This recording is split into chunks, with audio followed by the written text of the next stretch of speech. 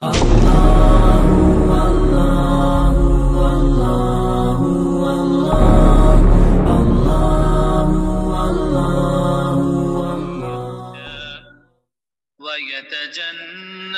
الأشقى الذي يصلى النار الكبرى ثم لا يموت فيها ولا يحيا قد أفلح من تزكى وذكر اسم ربه فصلى بل تؤثرون الحياة الدنيا والآخرة خير وأبقى إن هذا لفي الصحف الأولى صحف إبراهيم وموسى.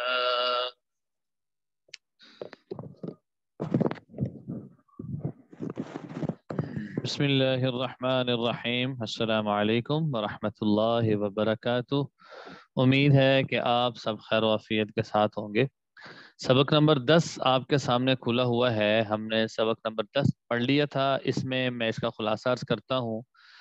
سبق نمبر 10 میں بنیادی طور پہ مد کی جو اقسام قرآن پاک میں بیان کی گئی ہیں اس حوالے سے تھا.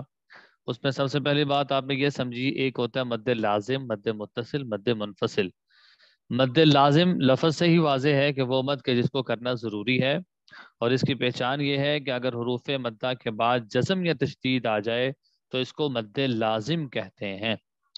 دوسرا مد متصل تھی. مد متصل وہ ہے کہ اگر حروف مدہ کے بعد حمزہ اسی کلمہ میں آ جائے تو اس کو مد متصل کہتے ہیں، اور اگر حروف مدہ کے بعد حمزہ دوسرے کلمہ میں آ جائے تو اس کو مد منفصل کہتے ہیں. ٹھیک ہے جی، یہ آپ نے پڑھا تھا. پھر آپ کو میں نے یہ بات بتائی تھی کہ مد لازم وہ ہے کہ جس کو کرنا ضروری ہے، واجب ہے. اسی طریقے سے مد متصل بھی ہے، لیکن مد منفصل وہ مد ہے کہ جس کو چھوڑا جا سکتا ہے، اجازت ہے، رخصت ہے اس کو چھوڑنے کی. ٹھیک ہے، الحمدللہ آپ کے 10 سبق مکمل ہو گئے ہیں اللہ کے فضل سے. اور یہ بات واضح ہے کہ آپ لوگوں نے تجوید کی جو بیسک چیزیں ہیں ان کو پڑھ لی ہیں. تجوید اصل میں ایک سمندر ہے کہ جس میں جتنا بھی غوطہ لگایا جاؤ، جتنے ہی بندہ جائے اتنے ہی اس کو وہ ہیرے ملیں گے، موتی ملیں گے. لیکن اس میں جو ابھی ہم نے اس وقت پڑھے ہیں سبق نمبر 10 تک، وہ ہم نے بنیادی چیزیں پڑھی ہیں.